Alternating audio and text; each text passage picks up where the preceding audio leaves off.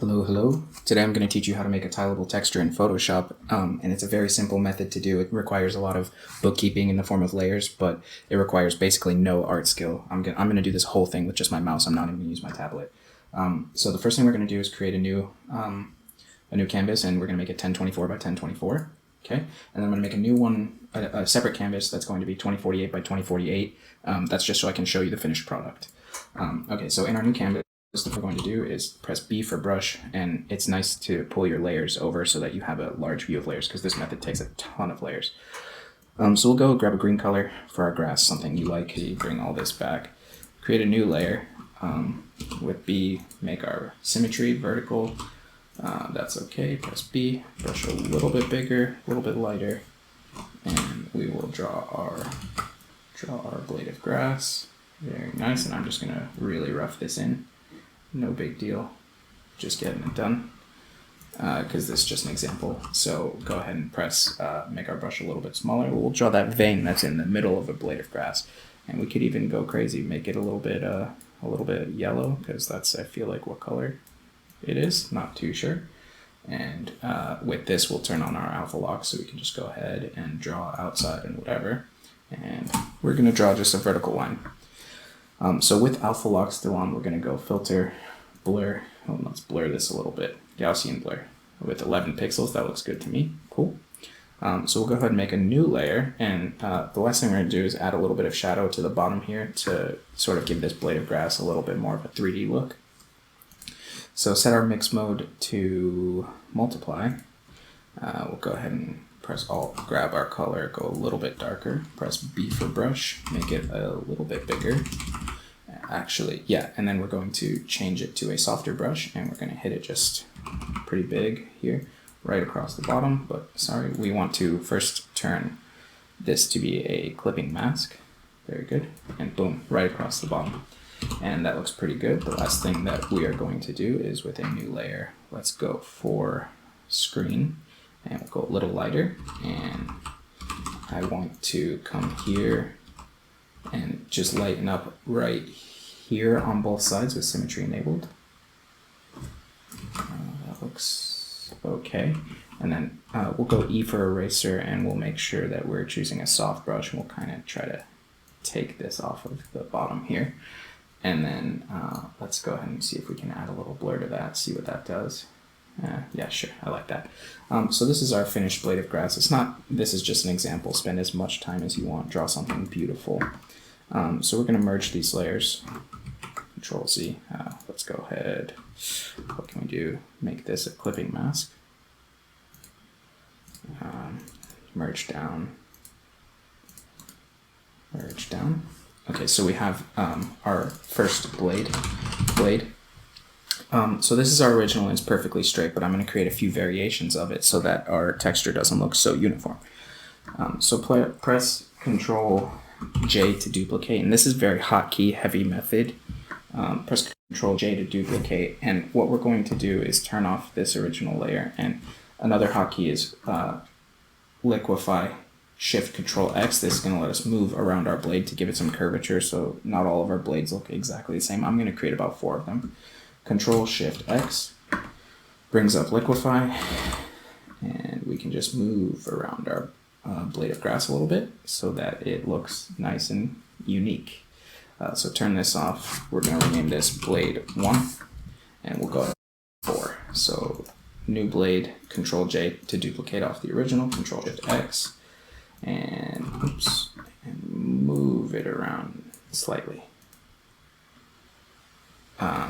And make sure that they don't look too similar. So back to our original blade, Control J, Control Shift, make it visible, Control Shift X, and then we'll go one in the center here with a bigger brush so that we have something like so. Very nice. And then Control J will make one more. Blade 2, blade 1, blade 2,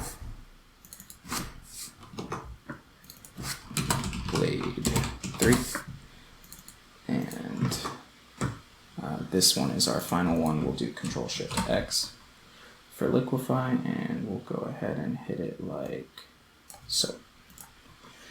And this will be blade 4. Okay, so with all of these selected, I'm going to do Control G to group, and we're going to call this blades. And I'm going to duplicate it using Control J, and I'm going to hide the original. And I'm going to make all of these visible. And what we're going to do is rename this to patch. And we're going to press, well, let me turn off symmetry because that line's annoying me. Press Control T for transform, and then we're going to make this small enough that it's about the size we want one blade of grass to be. And then we're going to press Z to zoom in, and with our move tool, we're going to move these a little bit so that we can see all of them. And so the method is going to be that we're going to create these little patches that we're just going to keep duplicating and filling in the center as much as possible. And then slowly we're going to build up and up and up to the point that we are ready to create our tileable texture. So the first thing we need to do is select with the move tool one of the blades, press Control T and rotate it. And we're just going to create a little tiny patch of grass, like so. Select a new one, Control T, rotate, move it into place, and finally select one, Control T, rotate, move it into place. Cool. So that is one patch of grass, and now we want to fill up the entire center of the screen. You do not want to come over and touch the edges. You only want to fill in the center, but go as close to the edges as you want, just don't touch them. So I'm going, ideally you would make a bunch of different patches like this with different blades so that you have a very non-uniform, lot of different variations of blades. But for this example, I'm just going to keep duplicating this one over and over until we've got a nice fill in the center. So Control J to duplicate, Control T to transform.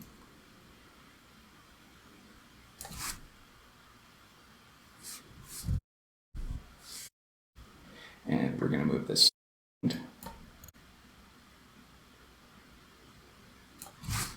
And then we're going to keep exponentially growing it. So select 2 now and Control J, Control T, rotate a little bit. You can even scale it slightly so that you could skew it so that it's even looks a little more different.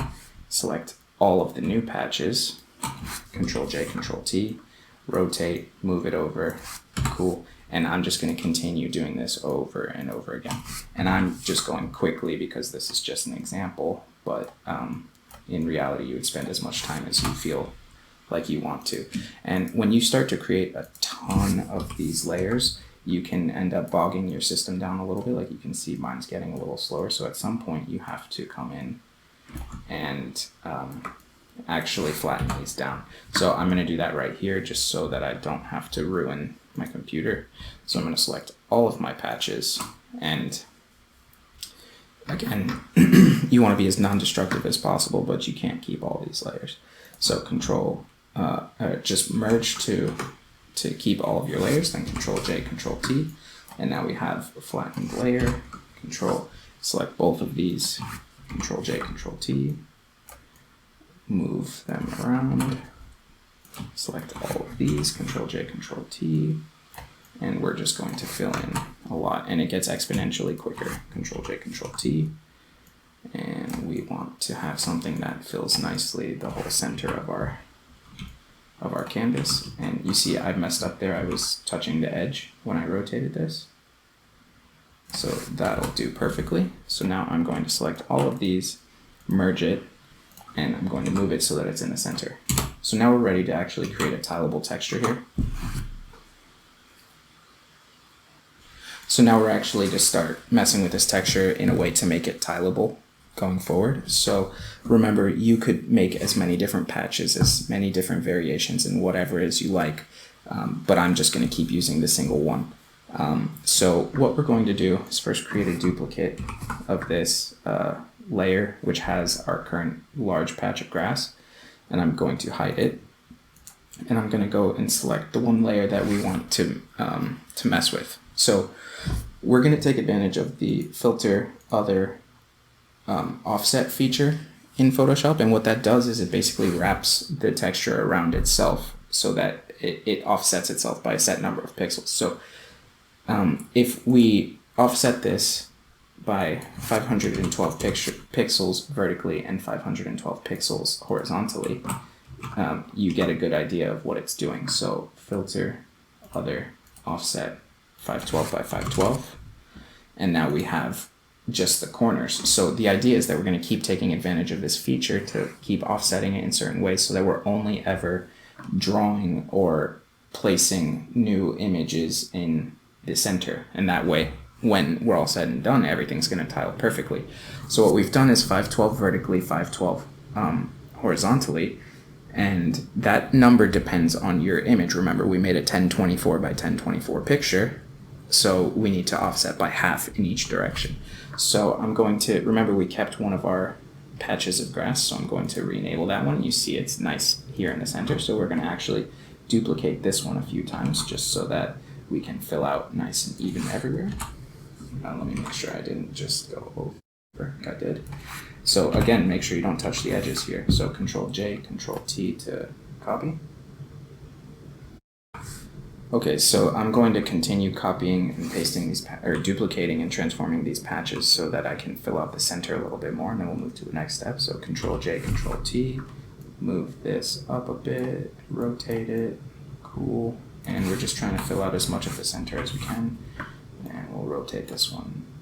The rotating is what really helps you to break up the pattern, and so that's pretty good. So our next step, we're going to merge all of these down onto our first patch, and when we get to the last one, we're going to duplicate it first so we have a patch to continue duplicating going forward. So merge down, and then so what we're going to do now is we're going to offset the picture again so that we can fill in the edges around and on the top, but we're going to have to do those one at a time. So if we go over to filter, other, offset, and instead of going 512 again in both directions, we're going to make one of them 0.